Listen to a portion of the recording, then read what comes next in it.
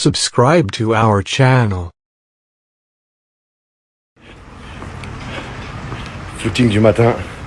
Aujourd'hui c'était différent. Bref, je vais revenir sur mes avis,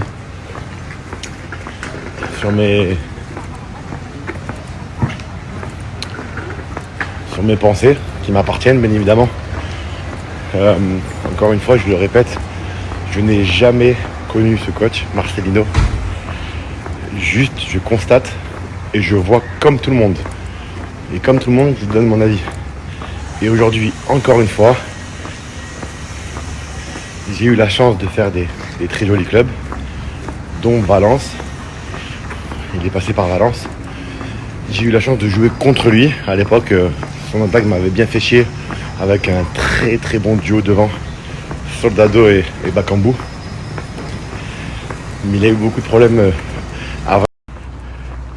avec cette compo. Déjà, c'était compliqué à Valence, mais le problème c'est que, je sais pas, je suis Marseillais un minimum quand même, je suis Marseillais et j'aime voir les matchs de l'Olympique de Marseille. Tout le monde connaît ici en France la ferveur, l'exigence et tout ce qu'il y avait autour du club. Et encore une fois, ça n'appartient qu'à moi, donc je le partage. Je comprends qu'il y en a qui puissent ne pas être d'accord avec ce que je dis. Mais quand je vois qu'avec tous les problèmes qu'il a eu du côté de Valence ou ailleurs, avec son 4-4-2, et qui se modernise pas, ça m'énerve en tant que Marseillais, c'est tout. Ça m'agace. Surtout quand on dit je pense que les supporters ne se sont pas ennuyés. Je pense juste que avec la réaction des supporters, je pense qu'on a la réponse. Je suis pas le seul à avoir vu ça. Encore une fois, je me répète,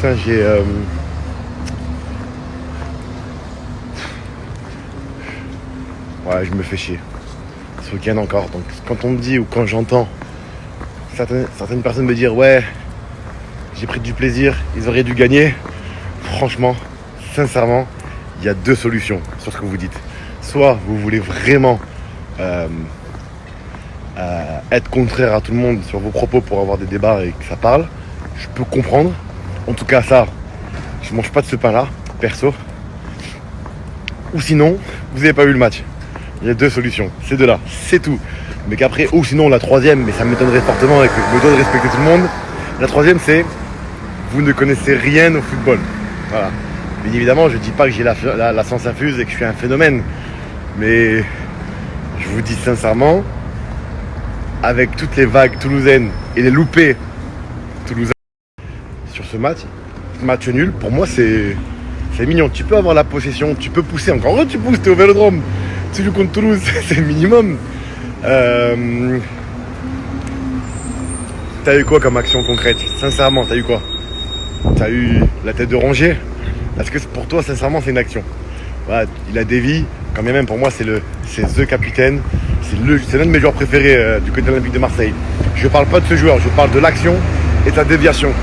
Tape le poteau, on va dire c'est malheureux. Le coup franc, ok. Et la frappe de Vitinha, un petit peu angle fermé. Une très belle frappe, certes, mais ça reste une frappe de désespoir. Tu te dis, bon, pour la mettre, t'as une chance sur je sais pas combien. Par contre, eux, ils ont peut-être eu moins d'occasions, beaucoup plus de contre-attaques. Et tu joues bien le coup, tu les tues. Surtout le loupé à la fin.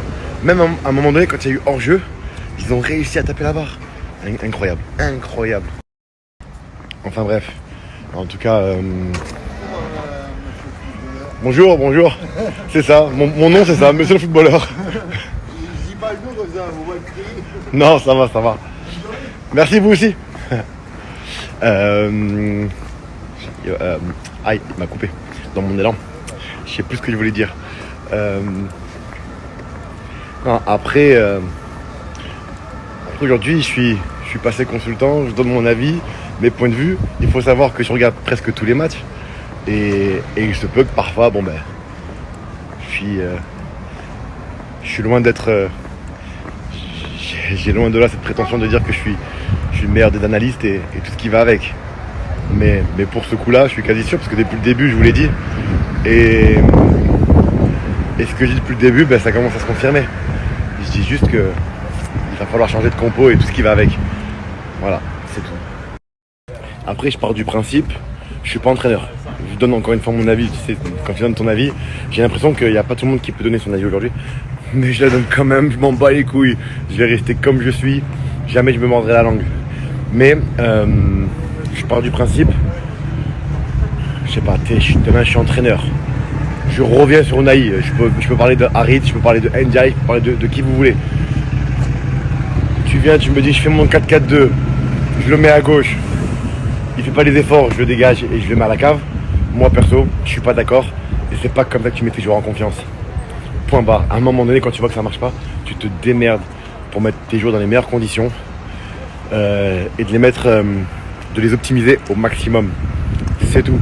Donc bah, bien évidemment qu'il est borné. Encore une fois, je m'excuse auprès de Monsieur Marcelino.